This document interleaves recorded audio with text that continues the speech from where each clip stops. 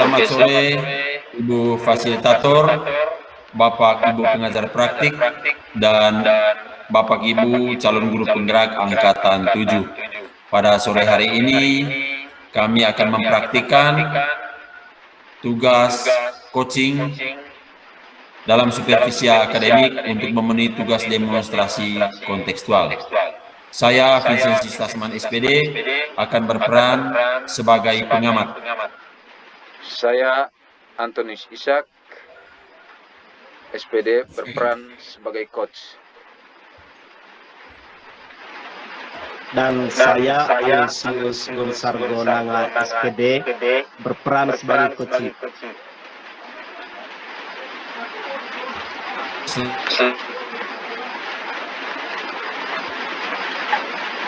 Baik, selamat sore Pak Gonsa.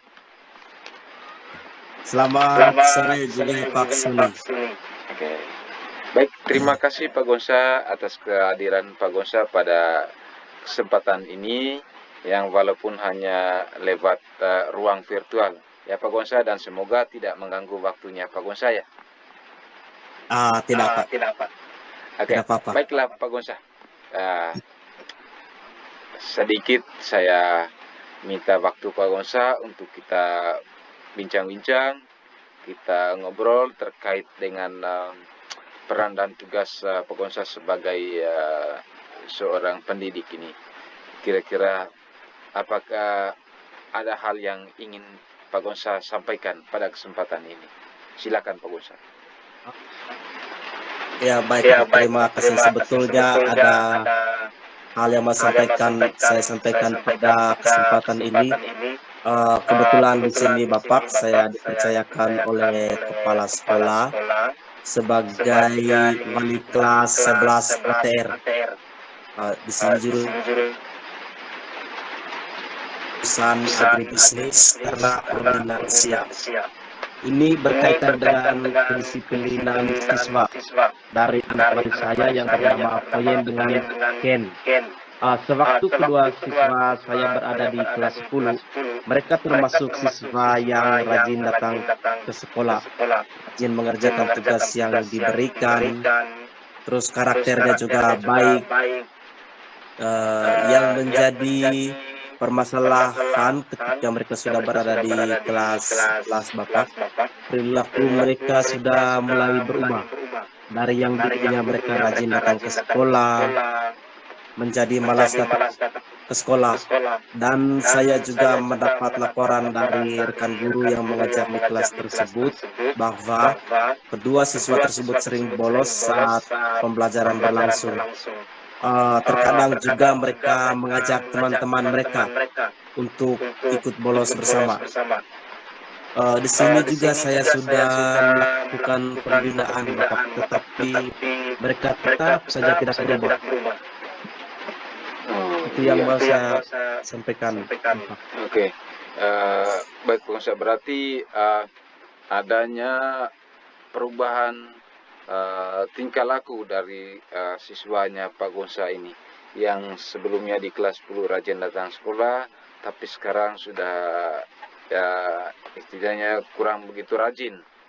Kemudian ada hal-hal lain juga tentang kedisiplinan, yaitu yang menunjukkan dan di waktu sekarang itu kurang begitu nampak ya, begitu ya Pak Gonsa ya? Oke, Iya Bapak, iya iya iya. baik Pak Gonsa. Dari yang Pak Gonsa sampaikan ini terkait dengan adanya perubahan tingkah laku dari siswa Bapak ini, eh, kira-kira dari percakapan kita ini nantinya eh, apa yang ingin didapat oleh Pak Gonsa? Tentunya di sini Bapak, saya ingin mendapatkan solusi dari permasalahan kedua siswa saya ini tadi. Saya ingin mereka tuh ya kembali seperti dulu lah saat di kelas 10 mereka rajin datang ke sekolah, terus tidak sering bolos, menghormati guru dan teman-teman saat lingkungan sekolah maupun saat pembelajaran di kelas. Ya, Kira-kira seperti itu yang saya inginkan, Bang. oke. Dari pengamatan Pak Gonsa selama dari kelas 1 sampai kelas 2 sampai adanya perubahan tingkah laku mereka itu, kira-kira dalam pengamatannya Pak Gonsa itu disebabkan oleh faktor apa gitu Pak?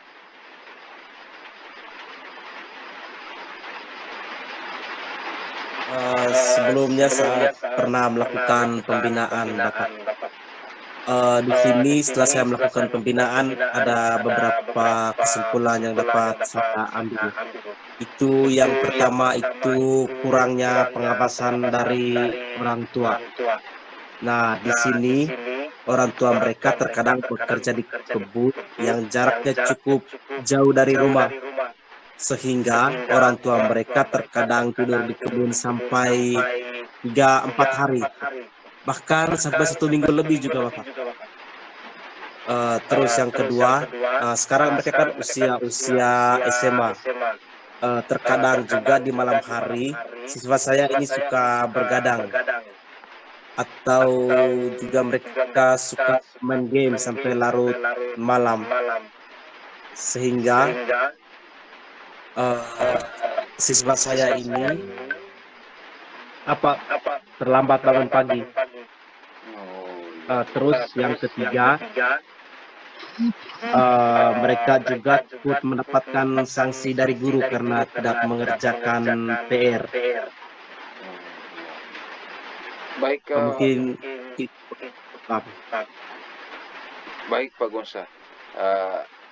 Dari pengamatan yang Pak Gonsa lihat bahwa semacam yang pertama tadi kurangnya perhatian dari orang tua, yang kedua mereka sering terlambat tidur sehingga mempengaruhi bangun paginya mereka.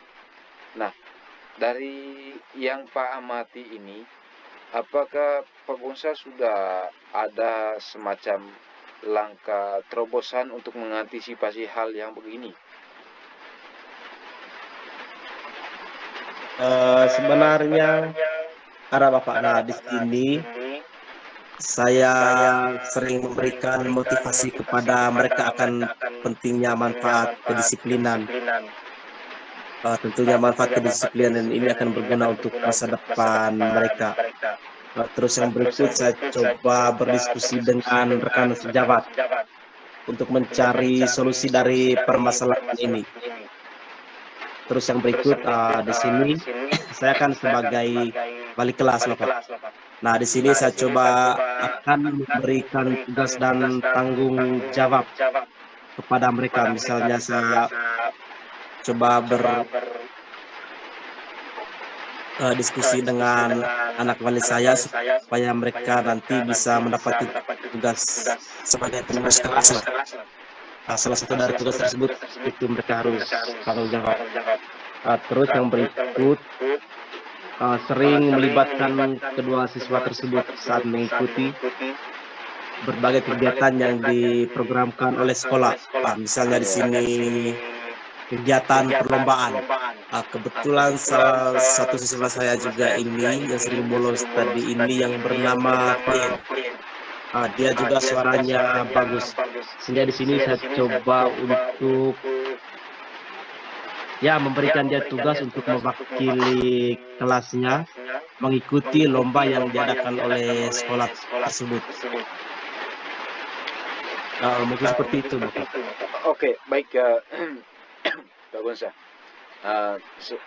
Sebagai guru tentunya kita punya pandangan atau punya penilaian terhadap persoalan-persoalan ataupun kendala-kendala yang dialami oleh siswa kita.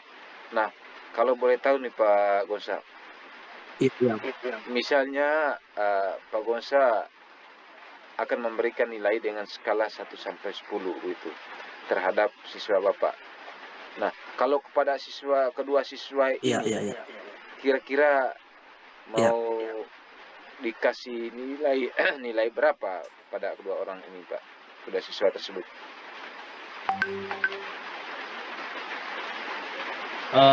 Sebelumnya mereka saat berada di kelas 10, kalau misalnya saya beri nilai mereka dengan rentang nilai 1 sampai 10, berarti ya saya kasih mereka nilai 8. Karena itu tadi mereka rajin datang ke sekolah, tidak sering bolos, terus berperilaku baik. Kalau misalnya mereka ini berada di kelas 11 sesuai dengan kondisi sekarang, ya saya beri nilai mereka 5, karena perilaku mereka sudah berubah dari yang dulunya sekarang sudah tidak baik. Ya. Nah, sekarang target yang mau dicapai oleh Pak Gonsa itu pada nilai berapa oleh siswa ini? Ya, di sini Bapak tentunya saya menginginkan mereka itu kembali seperti dulu lagi, seperti kelas 10. Sehingga di sini saya coba kan berusaha untuk ya menempatkan mereka di angka 8 lah. Oke. Seperti itu. Nah, sekarang untuk bisa mencapai target angka tersebut, langkah apa yang akan diambil oleh Pak Gonsa? Itu tadi yang saya lakukan dengan memberikan motivasi. Terus di sini saya juga akan membuat kesepakatan bersama kedua siswa tersebut. Terus juga di sini berdiskusi dengan rekan sejawat. Tadi kan dari permasalahannya, di sini mereka takut masuk kelas itu karena mereka takut mendapatkan sanksi dari guru. Nah, di sini saya coba berdiskusi dengan mereka supaya saat memberikan tugas itu, ya cobalah rekan guru memberikan tugas itu sesuai dengan minat dan bakat siswa atau sesuai dengan gaya belajar mereka. Di sini mungkin mereka ya lebih termotivasi lah untuk mengerjakan tugas. Terus yang berikut juga, ya Pak. Oke, baik Pak Gonsa.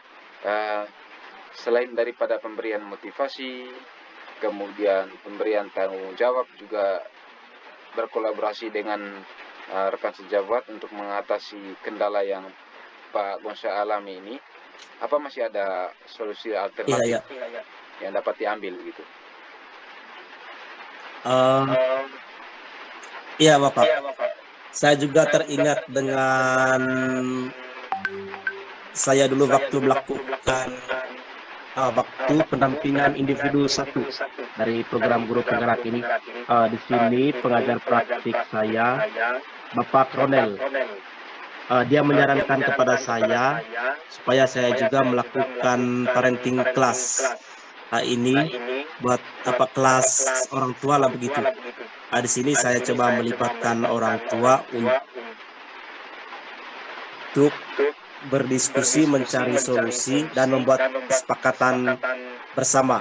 Nah, kesepakatan ini tentunya harus ditaati oleh siswa. Seperti itu, Bapak. Oke, baik. Nah, baik sekarang Pak Gonsa. tentunya sebagai seorang guru kita punya impian bahwa anak didik kita itu kelak suatu saat menjadi pribadi yang baik. Nah, dari diskusi, dari obrolan kita sore hari ini,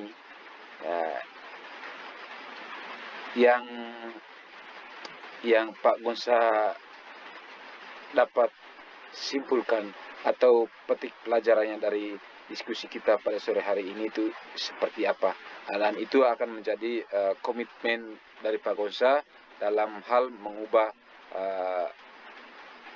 sikap anak walinya Bapak tersebut tadi. Ya, baik Bapak. Dari tadi kan saya mengalami permasalahan berkaitan dengan kedisiplinan kedua siswa saya. Sebenarnya awalnya saya juga sempat bingung kira-kira caranya mau bagaimana lagi ini. Karena saya sudah melakukan pembinaan tapi tetap saja mereka tidak berubah. Setelah diskusi ini Bapak, saya mengambil kesimpulan bahwa alternatif penyelesaiannya itu yaitu yang pertama tuh dengan terus memberikan motivasi akan pentingnya manfaat kedisiplinan. Terus yang kedua, membuat kesepakatan bersama antara saya sebagai wali kelas dengan siswa. Jika mereka tidak mentaati kesepakatan itu, berarti ya saya coba melibatkan orang tua untuk membuat kesepakatan bersama dengan orang tua. Terus juga alternatif lain yang harus saya ambil, Bapak, itu tadi mencoba berdiskusi dengan rekan sejawat terkait dengan pemberian tugas tadi, supaya rekan sejawat memberikan tugas sesuai dengan minat dan gaya belajarnya siswa. Mungkin ini mereka lebih termotivasi lagi untuk mengerjakan tugas, Bapak. Itu mungkin kesimpulan yang saya ambil dari percakapan kita sore ini, Bapak. Oke, baik Pak Gonsa, terima kasih.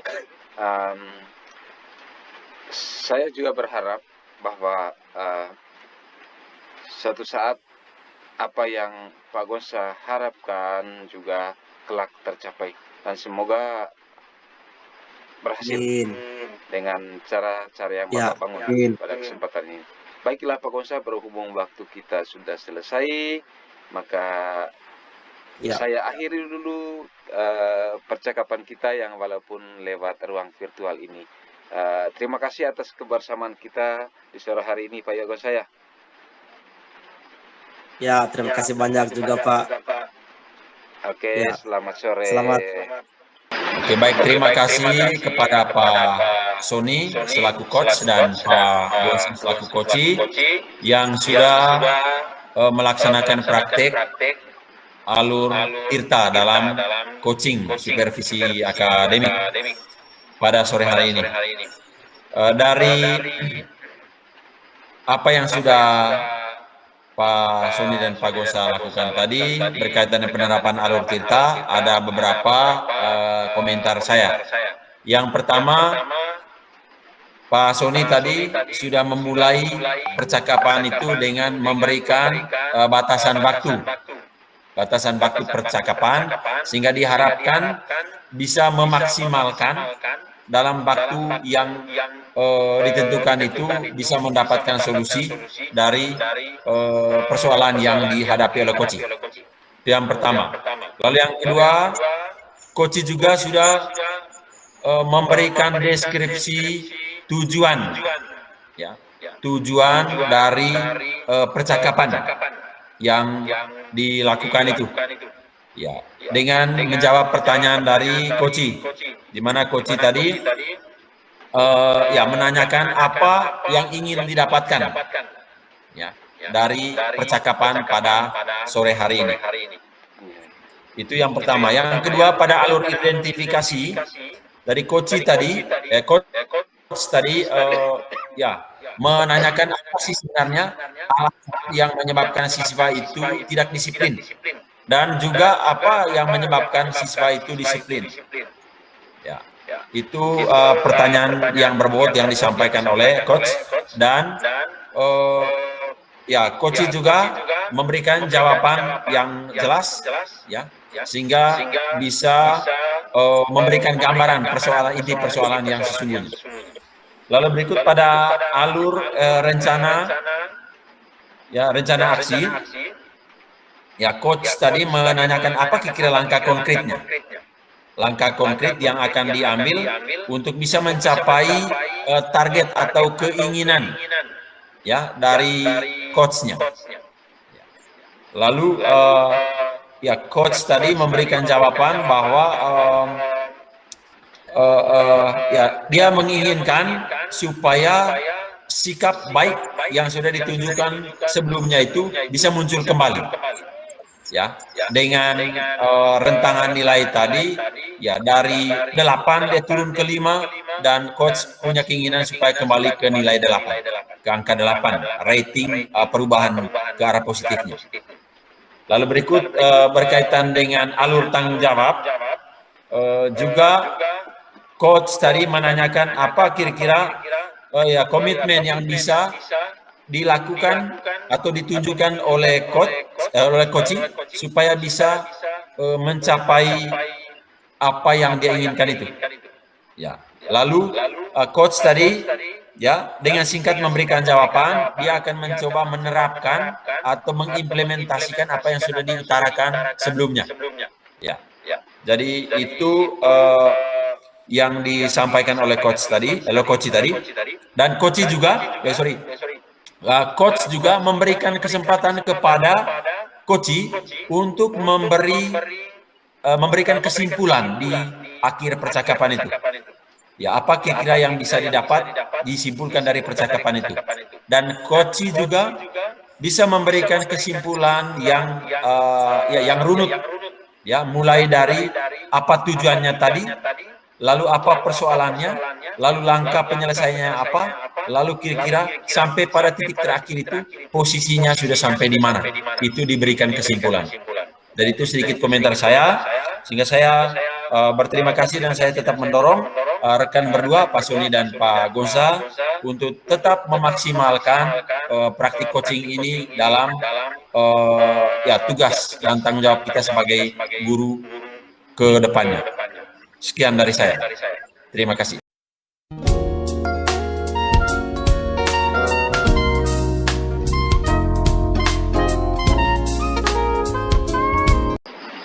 Selamat sore Pak Sony dan Pak Vincent. Selamat sore Pak Gonza. Sekarang kita akan melakukan percakapan coaching untuk sesi yang kedua. Sebelum memulai percakapan kita, izinkan saya dulu untuk memperkenalkan pemeran kita masing-masing. Yang pertama, saya Aloysius Donsar Gondanga SPD sebagai pengamat. Saya Vincentius Tasman SPD akan berperan sebagai coach. Dan saya Antonius Ishak SPD akan berperan sebagai coach. Baik, untuk menghemat waktu, pada kesempatan ini saya persilakan Bapak berdua untuk melakukan percakapan. Kesempatan saya berikan. Oke, terima kasih. Selamat sore Pak Sony. Selamat sore Pak Vincent. Ya, apa kabar sore hari ini? Alhamdulillah kabar baik Pak Vincent. Pak Vincent sendiri bagaimana kabarnya? Ya, syukur baik juga seperti yang dialami oleh Pak Sony pada sore hari ini. Oke, baik Pak Sony. Ya, minta maaf ya Pak Sony ya mengganggu waktunya di sore hari ini. Oh iya Pak, ya. Oke, sore hari ini kita akan berbincang-bincang sejenak ya dalam durasi waktu 15 sampai 20 menit ya. Semoga ya percakapan kita pada sore hari ini bisa ya membawa manfaat yang bermakna bagi Pak Suni. Terima kasih Pak. Oke. Baik Pak Soni, ya apa yang hendak Pak Soni diskusikan dengan saya pada sore hari ini? Mungkin bisa disampaikan. Baik Pak, sebelumnya saya mohon maaf mengganggu waktunya Bapak di sini karena saya mengalami suatu kendala dalam perjalanan proses pembelajaran, di mana rendahnya kemampuan siswa itu dalam memahami materi matematika bidang studi yang saya ajarkan Pak. Oh ya, berarti inti persoalannya itu rendahnya ya, rendah daya serap siswa dalam pembelajaran matematika ya Pak Soni ya? Benar Pak. Iya, ya. Ya, kira-kira apa yang menyebabkan rendahnya daya serap siswa itu Pak Soni? Yang dasar yang paling pertama Pak, matematika ini kan materinya itu saling terkait, terurut dia. Ya.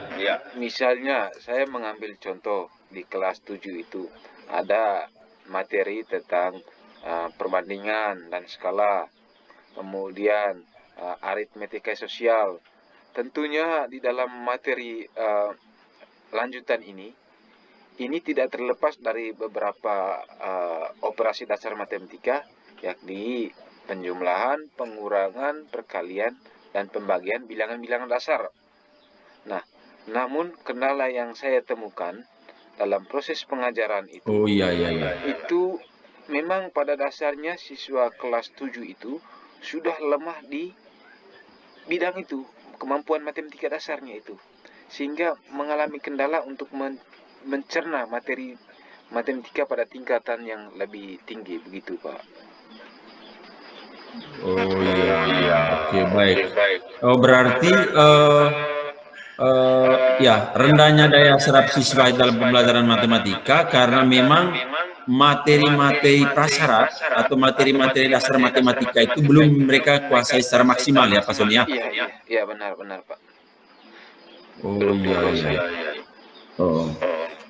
Kira-kira berkaitan dengan rendahnya daya serap itu Pak Soni, ya kalau kita bawa dalam skala ya, skala nilai 10 untuk yang daya serapnya bagus dan 1 untuk yang daya serapnya tidak bagus, itu kira-kira rata-rata siswa-siswi Pak Soni itu berada di rentangan nilai berapa kira-kira?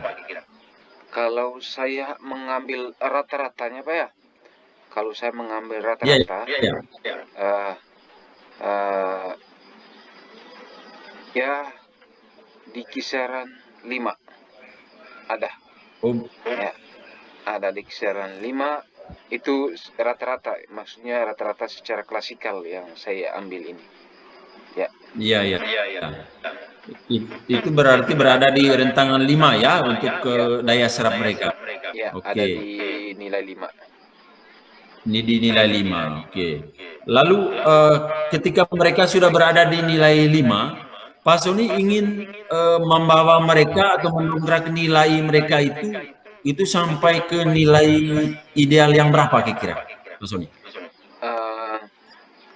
Tentunya sebagai seorang guru Pak, kita memiliki targetnya, dan target itu adalah maksimal.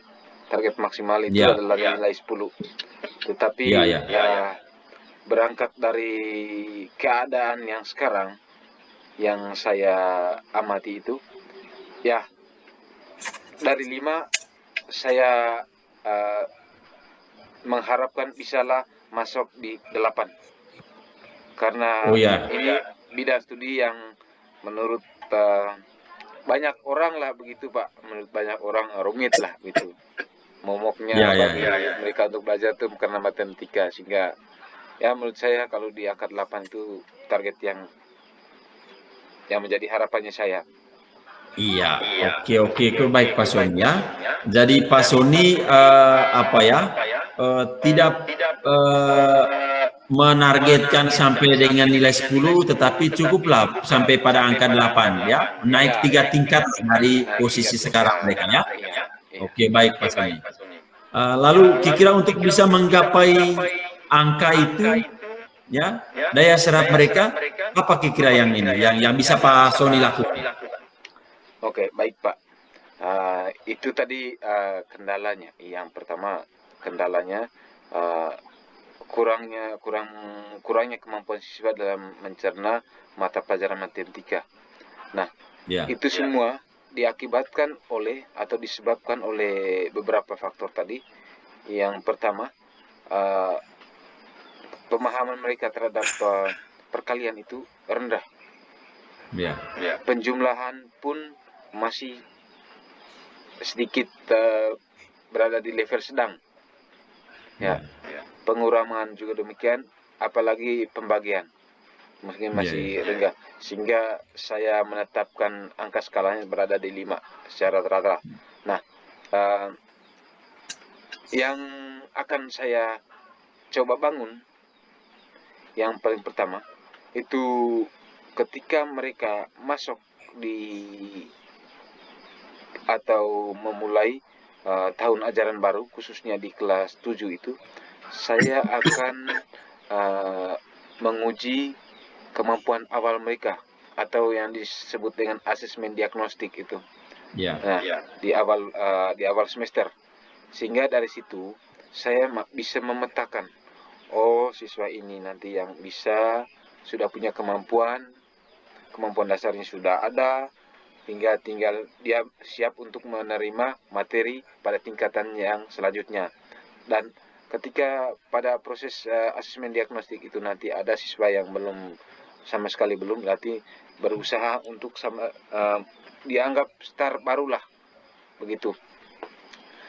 Sehingga saya punya langkah atau punya cara, yakni meminta mereka yang pertama menghafal dulu perkalian, kemudian mencoba mereka untuk bisa semaksimal mungkin untuk mengoperasikan penjumlahan, baik penjumlahan bilangan bulat positif maupun gabungan positif dan negatif. Demikian juga pengurangan. Kemudian yang terakhir juga, ketika mereka sudah menguasai perkalian, secara otomatis pembagian itu bisa. Tapi dengan cara-cara yang akan saya ajarkan seperti itu, Pak. Oke, baik. Luar biasa ya langkah yang diambil Pak Sony ya. Jadi Pak Sony ya mencoba untuk membuat rencana perbaikan itu berbasis kemampuan dasar mereka. Lihat dulu apa masalahnya, ya, apa penyebabnya, ya. Lalu setelah itu baru Pak Sony mencoba menerapkan strategi, ya. Iya, benar. Strategi, dan strateginya itu adalah memaksimalkan itu pelafalan perkalian ya Pak Sony ya, supaya mereka bisa mengingat ya. Iya. Oke, baik Pak Sony. Apa masih ada langkah lain yang akan Pak Sony lakukan? Langkah lain yang akan saya lakukan itu nanti, yang pertama melalui penugasan, meminta mereka untuk mencatat di buku mereka terkait dengan daftar perkalian. Hanya perkalian 1 sampai dengan 10 saja. Itu yang diharapkan. Untuk bisa dilafalkan oleh mereka. Sedangkan pada tingkatan perkalian bilangan angka belasan sampai puluhan itu nanti mereka melalui cakaran saja. Karena itu sudah mampu, yang terpenting sudah mampu perkalian bilangan dasar 1 sampai dengan 10. Nah, itu harapannya. Itu melalui penugasan. Yang kedua melalui pemberian motivasi. Pemberian motivasinya yang akan saya lakukan ataupun yang pernah saya buat terhadap semacam kakak tingkatnya mereka yang saat ini berada di kelas 1, hal yang sudah saya lakukan adalah membuat atau merangsang mereka berpikir melalui masalah kontekstual atau masalah nyata keseharian. Contoh, ini terkait dengan situasi misalnya keadaan di suatu wilayah. Misalnya di tempatnya saya punya penghasilan cengkeh di sini di sekitaran sekolah. Artinya membuat merangsang pikiran mereka melalui pertanyaan yang berbobot yang mampu merangsang otak mereka untuk berpikir. Contohnya begini. Ketika kamu memiliki cengkeh, sudah dijemur dan siap untuk dijual. Kemudian datanglah seorang pedagang, timbang. Misalnya jumlah kilo cengkehnya sebanyak 9. Nah, ditanya berapa harga per kilonya. Nah, dijawab oleh pedagang, oh kali 90.000. Nah, sekarang berapa jumlah uang yang akan kamu terima? Ketika kamu sudah tahu perkalian, berarti dengan mudah kamu bisa tentukan berapa jumlah uang yang akan kamu terima. Tapi sepanjang kalian tidak tahu perkalian, maka kamu akan tidak tahu entah berapa uang yang akan dikasih oleh seorang pedagang terhadap kamu. Padahal kamu yang punya barang. Jangan sampai nanti kena tipu. Sehingga baiknya dari sekarang, dari dini mungkin kamu harus mampu untuk melafalkan perkalian tersebut. Dan mereka itu sangat-sangat masuk di akal bagi mereka terkait dengan contoh nyata itu. Begitu, Pak. Oke, baik Pak Sony ya, luar biasa ya langkah yang dia lakukan ya. Artinya di samping menyuruh mereka untuk melafal perkalian melalui pemberian motivasi, ya di mana motivasi itu mencoba untuk kaitkan langsung dengan situasi nyata. Apa efek yang akan mereka terima ketika pengetahuan dasar matematika itu nanti mereka tidak kuasai. Iya, benar. Ya, oke, luar biasa Pak Sony. Oke, baik. Ya, kira-kira langkah-langkah ini tadi yang sudah Pak Sony rencanakan ini kira-kira kapan akan dilakukan itu Pak Sony? Ada sebagian yang sudah saya lakukan pada siswa yang sekarang berada di tingkat yang di kelas 8 dengan kelas 9. Itu sudah saya perlakukan, dan yang kendala itu sekarang sudah semacam turun-temurun begitu, Pak. Iya. Sehingga saya ketika saya masuk lagi kelas 1 mengalami kendala yang sama, sehingga tetap saya berusaha juga dengan cara yang lama ataupun dengan cara yang baru, itu pun masih saya tetap terus berinovasi, berkreasi untuk bagaimana caranya mengatasi hal-hal semacam ini. Karena alasan yang paling mendasar Pak yang kelas 1 sekarang itu, karena informasi yang saya dapat itu mereka kurang lebih 2 tahun itu jarang atau di sekolah di rumah itu Pak, masa pandemi. Sehingga sangat mempengaruhi perkembangan inteleknya mereka. Itu. Ya, itu Pak. Oke. Baik, ya sangat menarik ya. Tadi Pak Sony sampaikan bahwa ini seolah-olah persoalan ini turun-temurun dari tahun ke tahun masih terjadi hal yang sama ya Pak Sony. Iya. Kira-kira pelajaran yang bermakna yang bisa dipetik oleh Pak Sony untuk bisa mendongkrak nilai mereka itu apa? Saya konsisten dalam satu sisi tadi Pak. Artinya tidak akan mungkin mereka bisa menerima materi pada tingkatan yang lebih tinggi apabila, khususnya bidang studi matematika Pak ya, apabila penjumlahan bilangan dasar baik positif maupun negatif, pengurangan bilangan dasar baik positif, negatif maupun gabungannya, kemudian perkalian bilangan dasar itu harus dikuasai dan itu dilafalkan. Kemudian karena itu sangat mempengaruhi sekali untuk perkalian bilangan besarnya. Contoh, 9 kali 6 misalnya tidak tahu 9 kali 6. Apalagi 9.976 kali dengan 7 misalnya, itu tidak akan atau mustahil itu akan keluar dari situ, Pak.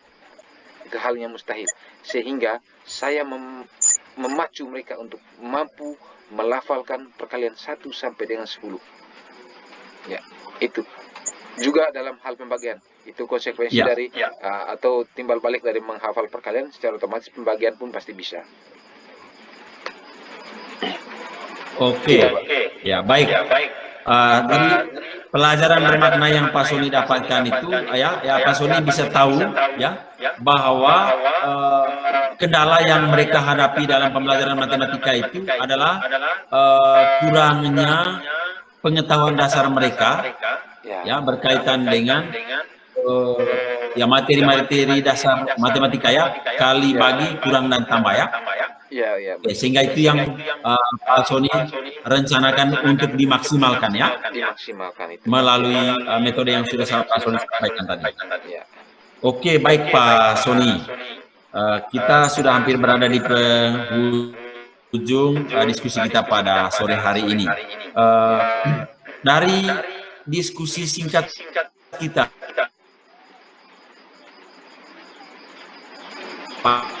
bisa Pak Soni simpulkan? Baik, Ke Vincent, yang dapat saya petik dari diskusi yang sudah kita jalankan ini adalah saya untuk mendongkrak daya serap siswa dalam mengikuti pembelajaran matematika atau dalam mencerna materi pembelajaran matematika itu dengan cara melafalkan atau semaksimal mungkin mereka menguasai matematika dasar. Matematika dasar itu adalah yang melibatkan penjumlahan, pengurangan, perkalian, dan pembagian bilangan-bilangan dasar. Ya, itu yang harus, dan level yang paling pertama dalam mempelajari matematika itu seperti itu. Itu, Pak. Oke, baik Pak Soni. Terima kasih Pak Soni sudah memberikan kesimpulan. Lalu yang terakhir Pak Soni, apa dari persoalan yang Pak Soni keluhkan ini sampai sejauh ini kira-kira bagaimana rasanya Pak Soni setelah kita berdiskusi ini? Yang saya petik, saya merasa puas, Pak, dan karena yang sebenarnya ada cara-cara yang memang sudah saya temukan sebelum proses diskusi ini, tapi ada juga yang saya dapatkan cara-cara itu setelah melalui proses diskusi ini. Artinya saya juga merasa menemukan juga cara yang akan saya ambil sendiri, tapi atas keterlibatan dari Pak Vincent, karena saya merasa juga pertanyaan dari Pak Vincent tadi sudah sangat memancing saya untuk bagaimana saya harus terus berkreasi, berinovasi. Ya, begitu Pak. Oke, baik. Terima kasih Pak Soni. Saya juga sampaikan terima kasih Pak Soni. Karena Pak Soni sudah mendapatkan manfaat yang berarti dari diskusi kita pada sore hari ini. Saya tetap mendorong, tetap berharap dan berdoa semoga Pak Soni bisa menerapkan langkah-langkah strategis yang sudah Pak Soni rencanakan tadi untuk bisa mendongkrak daya serap siswa dari angka 5 tadi ke angka 8 sebagaimana yang Pak Soni harapkan. Ya Pak Soni. Selamat berjuang Pak Soni. Selamat sore. Selamat sore. Terima kasih Pak. Baik, terima kasih saya ucapkan. Terima kasih saya ucapkan untuk Bapak berdua yang telah melakukan percakapan coaching dengan baik. Pada kesempatan ini izinkan saya untuk menyampaikan hasil pengamatan dari percakapan yang telah dilaksanakan tadi. Baik Bapak, dari pengamatan saya, sungguh luar biasa Pak di coaching yang telah dilaksanakan tadi. Di percakapan kita coba memberikan secara umum. Yang pertama dari percakapan tadi itu adanya hubungan mitraan. Nah di sini dari Bapak itu sebagai coach mencoba membangun kesetaraan antara Bapak berdua dengan Pak Sony sebagai coachnya, sehingga di sini ada yang merasa lebih tinggi atau lebih rendah. Ini terlihat jelas dari ekspresi dan kalimat atau pertanyaan yang diucapkan tadi. Yang berikut dari percakapan tadi Bapak berdua sudah memenuhi alur cerita. Tadi sudah lengkap mulai dari tujuannya, terus identifikasi masalah, rencana aksi, dan tanggung jawab. Dari 4 alur cerita tersebut saya sudah memberikan pertanyaan berbobot dari coach kepada si. Pertanyaan tadi luar biasa, berbobot sekali tadi. Di sini pertanyaan yang paling berkesan saya tadi percakapan rencana aksi dan tanggung jawab. Ya itu tadi. Pada tahap ini coach memberikan pertanyaan yang bisa menstimulus coach untuk bisa menemukan sendiri solusi dari permasalahan yang sedang dihadapi. Kemudian bagaimana coach menuntun coach untuk berkomitmen dalam melaksanakan atau menjalankan aksi yang telah dibuat. Baik Bapak berdua, mungkin sekian saja hasil pengamatan saya pada kesempatan ini. Mohon maaf jika ada kata atau tingkah yang kurang baik. Selamat sore dan terima kasih.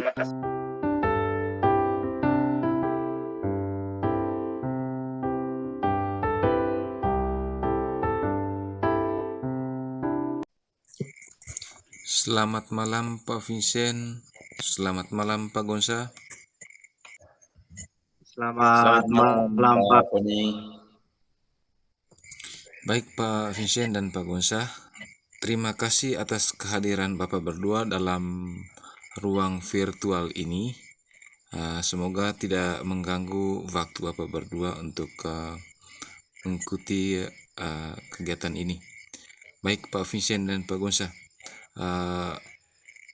pada kesempatan ini kita akan melakukan praktek coaching. Di sini saya berperan sebagai pengamat. Saya Aloysius Gonsar Gonanga SPD berperan sebagai coach. Dan saya Vincensius Tasman SPD berperan sebagai coach. Ya, baik, terima kasih Pak. Selamat malam Pak Vincent. Selamat malam Pak Gonsa. Bagaimana kabarnya Bapak? Alhamdulillah kabar baik. Iya Pak. Pada malam hari ini kita akan melakukan percakapan, ya, walaupun dalam kondisi ini, walaupun dalam suasana virtual seperti ini. Nah, baik Bapak, waktu kita tidak banyak ya Bapak. Mungkin ya sekitar 15 menit kita untuk melakukan perbincangan. Kira-kira pada kesempatan ini Bapak, apa yang mau kita perbincangkan? Oke, baik Pak Gonsa. Jadi saya ya ingin ya mencari solusi sebenarnya atas persoalan yang sedang saya hadapi.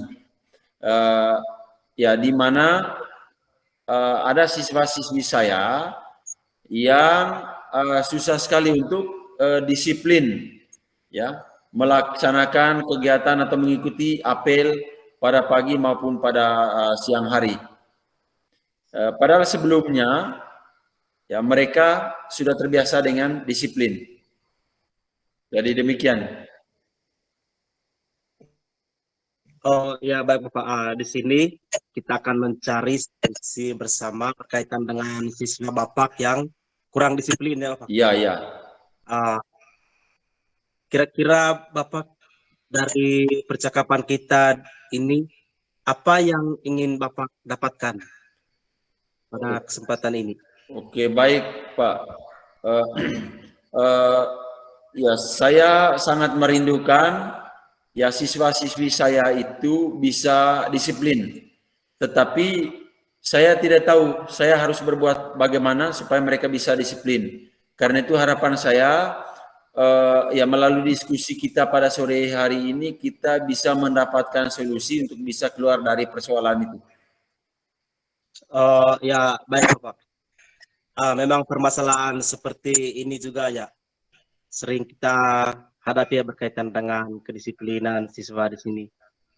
Uh, Kira-kira di sini Bapak, saya boleh tahu kira-kira apa yang menyebabkan siswa Bapak ini disiplin sering ke sekolah pada pagi hari? Eh, ada variasi begitu ya banyak hal yang menyebabkan mereka tidak kedisiplin setelah saya amati dan setelah saya cross check. Memang yang tidak disiplin ini itu rata-rata siswa-siswi yang rumahnya sedikit jauh dari sekolah. Itu yang pertama. Lalu yang kedua, siswa-siswi yang ya ternyata setelah saya cek dari pagi hari mereka harus membantu orang tua untuk menopang ekonomi. Rumah tangga harus kerja untuk membereskan ya urusan-urusan rumah. Ya karena alasan ibu mereka sudah meninggal, ya bapak mereka sudah meninggal atau sudah pergi merantau, ya sehingga mereka harus ya berjuang bersama anggota keluarga yang sisa itu untuk membereskan urusan rumah tangga termasuk di pagi hari itu. Iya, di sini berbagai faktor penyebabnya itu Bapak. Terkadang kan rumah siswa ini berjauhan. Setelah itu di pagi hari juga mereka harus membantu orang tua untuk menopang ekonomi keluarga. Itu tadi disebabkan oleh beberapa faktor, itu berkaitan dengan ya mungkin salah satu orang tuanya sudah meninggal atau mungkin orang tuanya sedang merantau. Kira-kira ini Bapak, ini berkaitan dengan siswa tadi yang rumahnya berjauhan dengan sekolah. Kira-kira jarak rumah siswa yang paling jauh dari sekolah itu kira-kira berapa kilometer dan ditempuh dalam waktu berapa kilometer Bapak? Iya, oke, baik. Yang paling jauh itu ada 5 kilometer. Oh, Ya, 5 kilometer dan itu mereka tempuh itu dengan berjalan kaki. Iya, iya. Ya, dengan berjalan kaki. Kisaran 3 sampai dengan 5 kilometer. Iya, iya. Oh, sudah jauh begitu. Itu kira-kira waktu tempuhnya siswa itu kira-kira berapa jam itu mereka berjalan kaki dari jarak yang jauh seperti itu?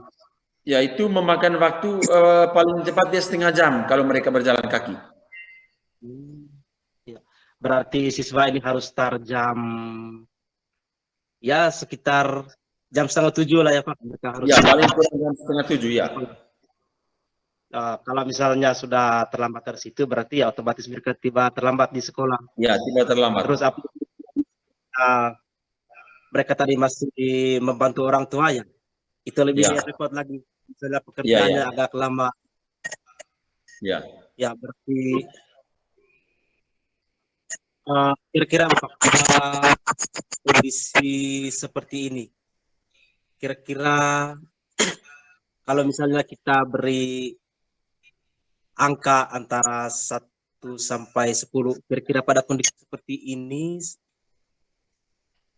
siswa Bapak itu berada pada kondisi angka berapa Bapak?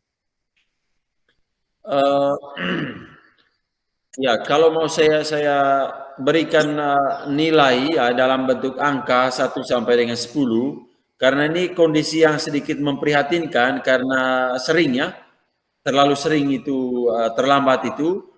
Iya, iya. Ya, itu di kisaran 3 sampai dengan 4. posisi sekarang. Iya, iya. Karena siswa sering terlambat ya. Iya, iya, iya. Kalau sebelumnya Bapak eh, tingkat kedisiplinan siswanya bagus atau tidak? Sebelumnya sih ya lumayan bagus mereka punya tingkat kedisiplinan itu.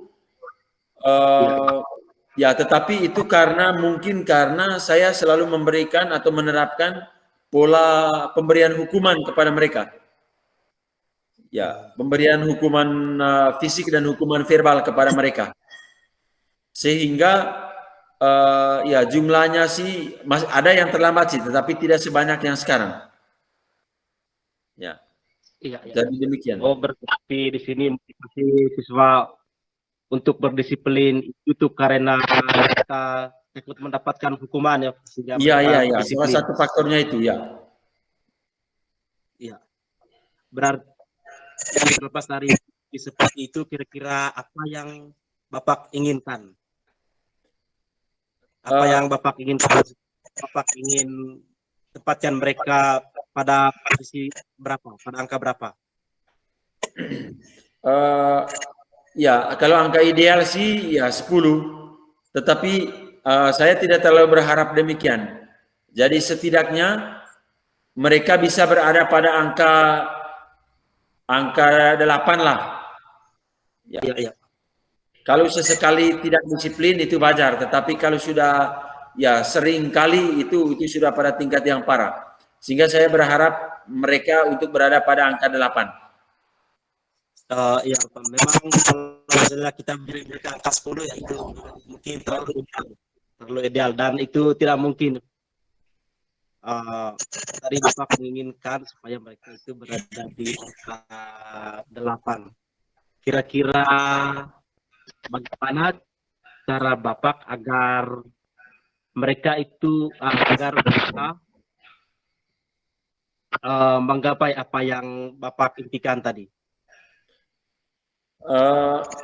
Yang saya lakukan itu ya mencoba selalu mengingatkan mereka dan memberi nasihat kepada mereka.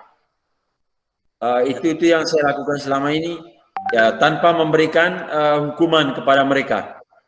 Tetapi saya selalu memberikan peringatan kepada mereka untuk tetap disiplin. Tetapi itu pun tidak maksimal, Pak. Ya. Tidak terlepas dari cara seperti apakah masih ada cara lain untuk membuat siswa supaya bisa berdisiplin? Ya, ada sih Pak, saya punya konsep, punya rencana ini. Kalau selama ini yang memberikan motivasi kepada mereka itu saya dan ya kebanyakan saya dan juga rekan-rekan sejawat saya. Tetapi hasilnya itu kurang maksimal dan karena itu sekarang saya mau mencoba mengubah pola, mencoba memberi ruang kepada rekan sejawatnya untuk memberi motivasi kepada mereka. Sehingga saya memberikan ruang kepada rekan-rekan mereka untuk secara bergilir memberikan amanat, memberikan motivasi kepada rekan-rekannya pada saat apel pagi maupun pada siang hari. Di samping itu, saya juga mencoba untuk lebih meningkatkan kolaborasi saya dengan rekan sejawat dan mencoba untuk mengubah posisi kontrol kami. Lebih mengedepankan posisi kontrol kami sebagai pemantau. Nah, hal ini saya lakukan baik pada saat ya jadwal piket saya ataupun jadwal piket rekan sejawat. Ya, tinggal saya lakukan koordinasi kepada mereka. Ya, berarti di sini Bapak coba memanfaatkan rekan sejawat sesama siswa untuk memberikan motivasi saat apel pagi. Terus yang berikut, coba bekerja sama dengan rekan sejawat. Di sini tidak lain adalah dengan mengubah posisi kontrol sebagai posisi pemantau. Terus lagi tadi Bapak, cara yang terakhir tadi itu kira-kira yang terakhir tadi kira-kira bagaimana sudah Pak caranya tadi? Eh, Selain ya dapat me- memberikan ruang kepada rekan-rekan ya siswa-siswa untuk memberikan motivasi kepada temannya yang sering terlambat itu pada saat apel pagi, memberi motivasi, memberikan arahan akan pentingnya itu disiplin. Ya, lalu mencoba men-sharingkan kira-kira tips-tips dari rekan-rekan yang disiplin itu yang memberikan arahan itu apa yang mereka lakukan untuk bisa tepat waktu datang ke sekolah. Mereka akan sharingkan itu pada saat apel pagi.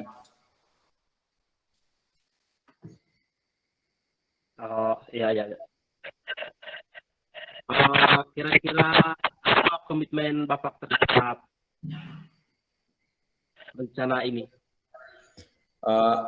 Baik Bapak, jadi rencana ini saya akan terapkan rencananya itu mulai minggu depan dan saya berkomitmen untuk menjalin koordinasi baik dengan kepala sekolah maupun dengan rekan sejawat secara maksimal dan mencoba untuk secara konsisten menempatkan diri pada posisi sebagai pemantau. Lalu secara konsisten juga mendorong siswa-siswi untuk memberikan arahan, memberikan motivasi kepada rekan-rekan mereka yang sering terlambat itu pada saat apel pagi. Jadi itu komitmen saya. Saya akan tetap konsisten untuk melaksanakan apa yang sudah saya rencanakan ini. Oke, baik Bapak. Sekarang kita sudah berada di posisi kira-kira pada kesempatan ini apa yang bisa Bapak simpulkan dari percakapan kita tadi? Baik Bapak, ya terus terang di awal tadi saya merasa galau, ya tidak tenang ya, karena saya memikirkan solusi berkaitan dengan bagaimana mendisiplinkan siswa-siswi saya. Lalu setelah saya utarakan persoalan yang saya alami, ya penyebab ya terjadinya persoalan ini, Bapak memberikan beberapa pertanyaan berbobot yang bisa menuntun saya sehingga saya bisa berada pada satu solusi, ya berada pada solusi yang mudah-mudahan bisa mendongkrak kedisiplinan siswa-siswi saya di sekolah. Jadi saya merasa bersyukur, merasa lega karena melalui diskusi pada sore hari ini saya mendapatkan pencerahan, mendapatkan angin segar akan solusi yang bisa saya berikan, yang bisa saya lakukan untuk bisa mendisiplinkan siswa-siswi saya di sekolah. Oke, baik Bapak, terima kasih atas kesediaan dari Bapak untuk melakukan diskusi ini. Harapan dan doa saya Bapak, semoga Bapak bisa menerapkan strategi yang sudah kita berbincangkan tadi pada saat aksi, dan juga Bapak bisa bertanggung jawab terhadap apa yang sudah menjadi komitmen dari Bapak tadi. Ini untuk memajukan pendidikan di lembaga kita dan tentunya juga untuk masa depan peserta didik. Oke, baik Bapak. Sekian dan selamat malam. Ya, baik. Terima kasih Pak Gonza atas kesediaan waktunya. Jadi saya sudah mendapatkan manfaat yang yang sangat bermanfaat melalui diskusi kita pada sore hari ini. Karena itu saya sampaikan terima kasih yang sebanyak-banyaknya kepada Pak Gonza yang telah menuntun saya sehingga saya sampai pada mendapatkan solusi untuk mendisiplinkan siswa-siswi saya. Sekali lagi terima kasih dan selamat malam. Ya. Baiklah Pak Vincent dan Pak Gonza, terima kasih sudah melakukan praktek coaching. pada kesempatan ini saya selaku pengamat sedikit memberikan komentar terkait dengan pelaksanaan coaching yang baru dilaksanakan oleh Bapak berdua. Baik, Pak Vincent dan Pak Gonsa, terkait dengan proses coaching yang dilaksanakan itu sudah dilaksanakan secara baik, di mana coach dapat menyampaikan permasalahannya dengan jelas, kemudian juga dapat menemukan solusi atas permasalahan yang didapatinya, atau seorang coach mampu menentukan solusinya sendiri atas permasalahan yang dialami. Kemudian untuk coachnya sudah mampu menjadi pendengar yang baik, sehingga dapat menyambung atau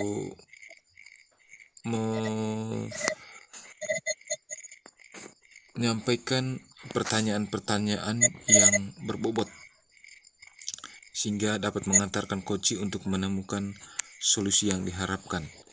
Kemudian untuk penggunaan alur TITA sudah dilakukan dengan baik, yaitu mulai dari tujuan, identifikasi, kemudian rencana aksi, dan sampai pada bentuk tanggung jawab.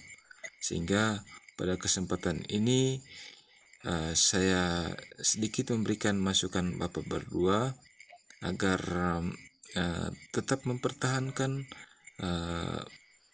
posisinya, baik sebagai coach maupun sebagai coach. Sekian dari saya, terima kasih.